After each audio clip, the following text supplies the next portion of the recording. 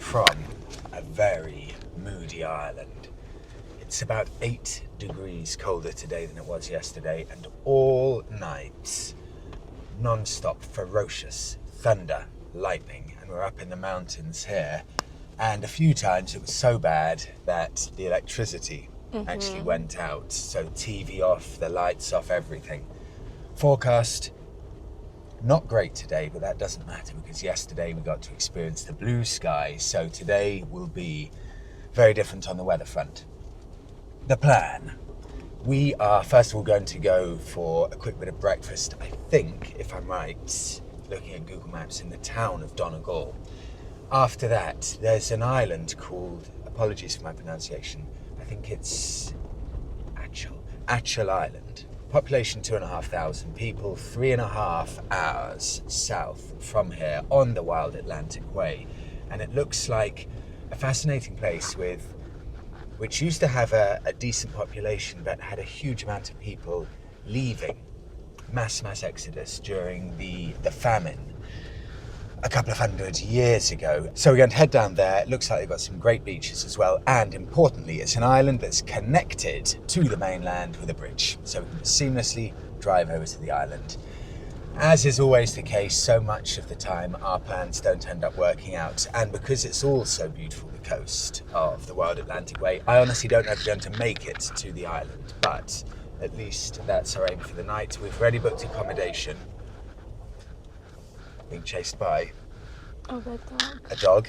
We've booked accommodation, which is kind of right in the heart of the island of Ireland, so we don't have to worry about looking for any of that. So let's hit the road. It's just started raining.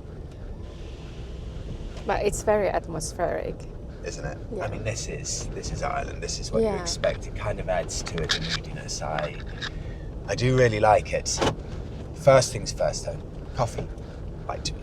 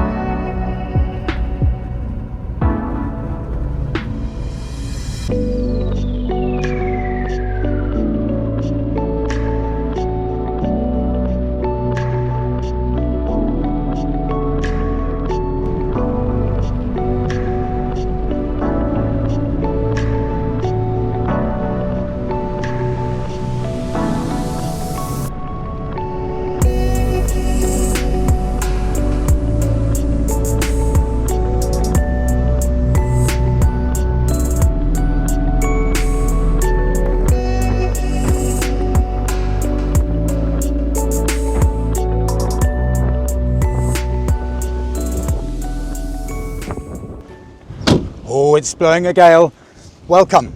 Achill Island. That took us about 4 hours in the end. Population, 2,500 people. All you actually need to do to get onto the island is drive across a bridge which is probably no more than about 80 meters. Scenery, typically stunning. Over there you can just see in between the valley, if you look straight ahead, it's Canada, over that body of water there. I don't really know what to expect from Achill Island, so we're just going to spend a bit of time driving around. Just look at how empty it is. It's that feeling of space that you get in Ireland that's so rare to find anywhere really. Just limitless amounts of space, open countryside. We've pulled over here on a dirt track, and I don't know if you can see just behind the car. That's a small settlement of about 10 houses all the way down this track here, just nestled in at the bottom of that mountainside. I think the best thing to do, let's head down here, see what's over there. Then after that, let's head down there to the Atlantic coast.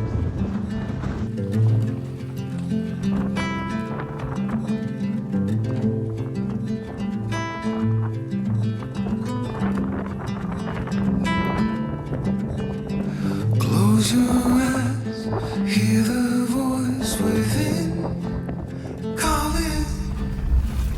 This heavy load got under your skin, howling. You got the white knuckles holding on it tight, keeping your feelings bottled up inside, heading for a collision in the night. To really live, you gotta die. Breathe in, breathe out. Hey, come alive. Breathe in, breathe out. Look at the colors, colors, colors. Right.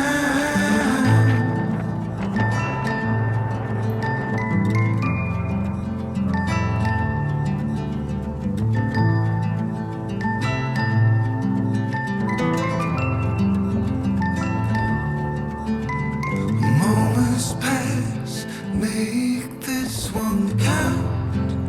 Untie. You're so good at dragging yourself down. Why? Well, there ain't much time left to figure things out. Deep underneath all the laser, your doubts. There's a heart gone out of rhythm in despair. Held underwater, fine for air. Breathe in, breathe out. Hey, come alive. Breathe in, breathe out. Look at the colors, colors, colors around,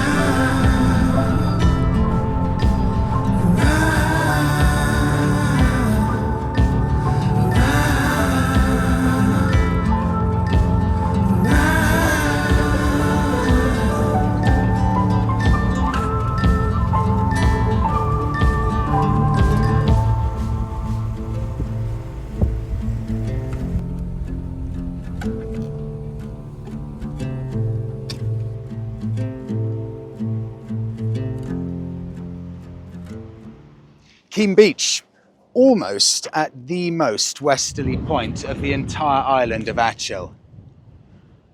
I think Monica and I have just been driving along on these coastal roads with our jaws on the floor. It's so dramatic and spectacular. It's got a bit of a feeling like you're right on the edge of the world, which I guess you kind of are. Keene Beach down there, I mean, it almost ruins the illusion of it being a Mediterranean style beach because you can see how windy it is. You need to really get a planting of your feet because you will be blown away if you're not careful.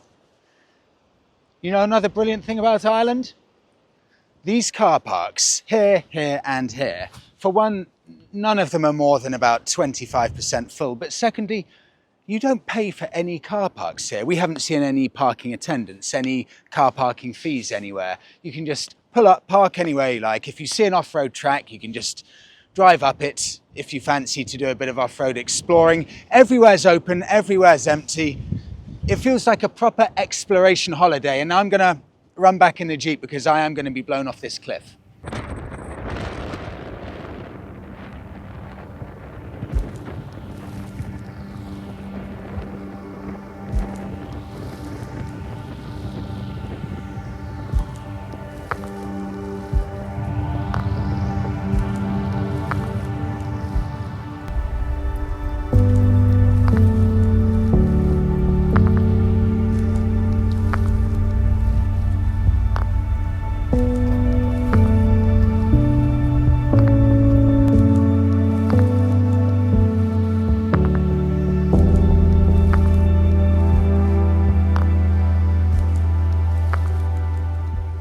We're 2 hours from our Airbnb with the sun setting just over there, and we've come across this beautiful style old house with 2 palm trees either side of the red door.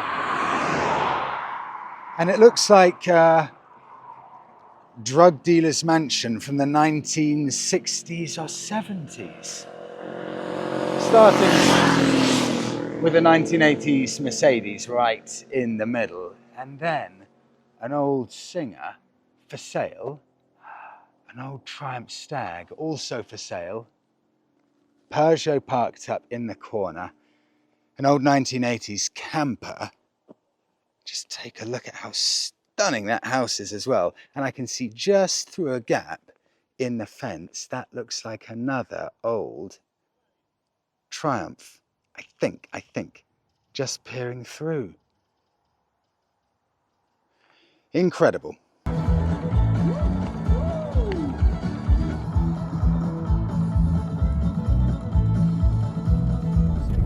because we have got this awful low wage. With you, as I say, it's the cause of all of our problems. It's the cause of our real wages and inequality. It's the cause of our fiscal problems. The Chancellor not having as much money as they want. If we could solve that, we're going to be in a great place. So what is causing it? And as I say, economists have been working on it for a decade, and there's competing theories out.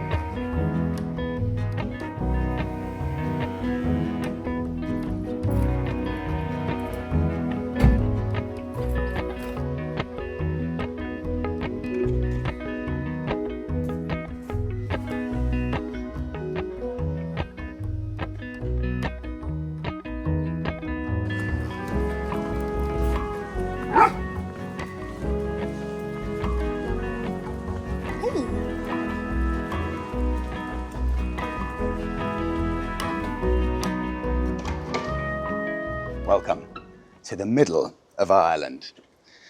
This was such a good find. This was all ours for the night, but before I take you inside, this is on the site of an old farm. So you've got a couple of old farm buildings here. The most difficult thing in Ireland that I found is actually finding some of these old properties to stay in, because I think I've said in a previous video, in Ireland they much prefer to build a new house rather than renovate an old property. So this is a really rare find. So much so is the problem in Ireland with people actually having the motivation to renovate the old properties. I was just chatting to the lovely Airbnb owner, and he said that Ireland has started giving grants of between 70 and 90,000 euros for people to renovate old properties. You wouldn't get that in England. So, old farm areas, I just have to show you this, but this is fascinating because the history is a bit sketchy and they've been trying to piece things together. You can't see it, but behind this huge area of vegetation here, just behind the old Land Rover, there is an old plantation house. And this is meant to be around 400 years old, potentially. And they found, when they were unearthing it, an old gun point, an artillery unit there, or at least the foundations where you'd have artillery, because apparently from Oliver Cromwell times, when he was over in Ireland, a lot of the time he would just take people's land, and because the English were so scared the Irish were going to come back and attack them, they would build gun points. Wow. And a kind of small fortification because they were so petrified that the land would be taken back off them. And in there, I think, is one of those forts. So it's got a fascinating history. Farm itself, that's about that's beautiful, that building. So it's good you mentioned that, Monica. I'll put all the details for the Airbnb listing below because this is a really characterful place. They want to renovate this one That's so as cute. a second Airbnb. And I said, you must do it. Just look at this. Stunning, isn't it? Yeah. Where we're staying is the milk parlour. I thought it was an old cottage actually, but it's not. This was the old milk parlour. The house behind is the farmhouse. Good morning. This is a ridiculously well-trained, well-behaved Alsatian. Stretching. Yes. I think he may have slept outside Yes, you all did. night. So sweet. Hello. Hello. And apart from a few moments, he pretty much never comes in the house. Maybe he just puts one paw inside the house. This is, with Airbnb fees, £96 a night. And you get the whole place to yourself. They've turned it into a small one-bedder. So, bathroom through there. Yep. Little kitchen area with everything you need. Fridge, cooker, all nicely laid out. Wi-Fi, and through there, Monica, you've got the bedroom with a sofa and a little sink to the right-hand side.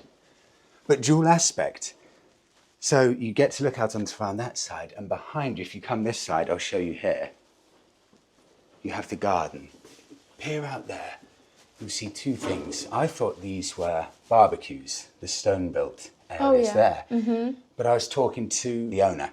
He said these are probably about 200-year-old beekeeping houses. So the bees would actually be in there. They'd have some straw bee houses, then the bees would naturally gravitate to there, and that's where they would keep bees. And one more thing to point out, for anyone not from around these areas, that is not a football goal and it's not a rugby post. That is Ireland's second religion, I would say, Gaelic football. They absolutely love Gaelic football. Everyone plays it, and if you don't play it, you certainly support the local team. So everyone wears the Gaelic football tops, including the owner of this Airbnb property. So the plan for today, we will drive 1.25 hours over to the port of Dublin, get the 4-hour ferry over to Wales, and then the final 5-hour drive back to London. So it's another gigantic day, but if we've got time, should we try and get breakfast in Dublin? Yes, let's do that. We've got plenty of time actually. Let's hit the road.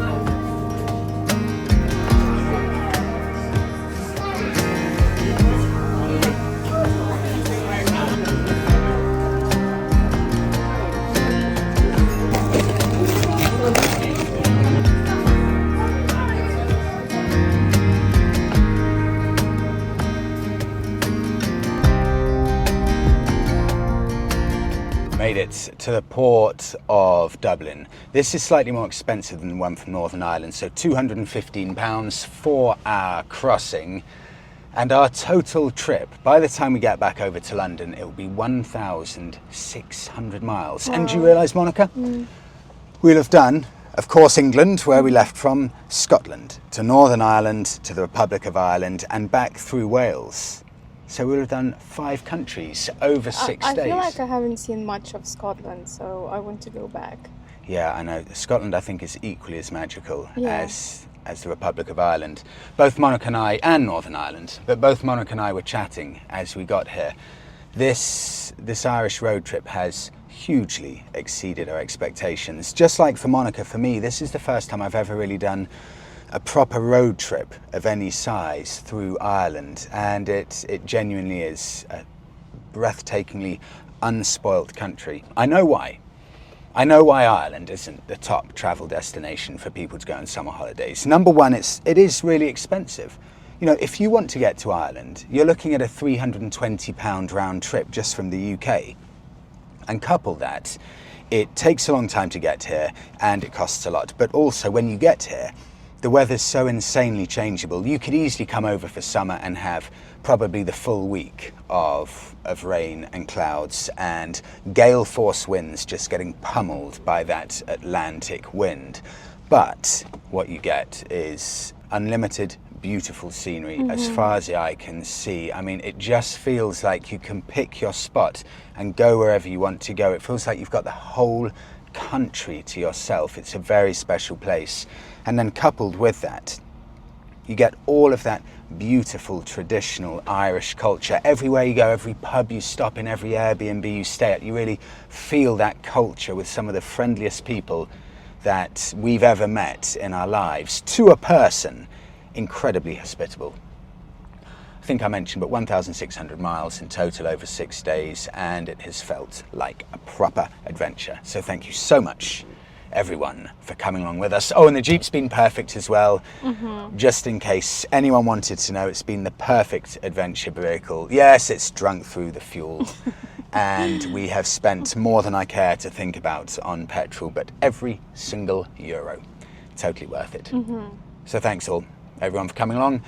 Have a brilliant week all, and we'll see you all in the next one from back in England.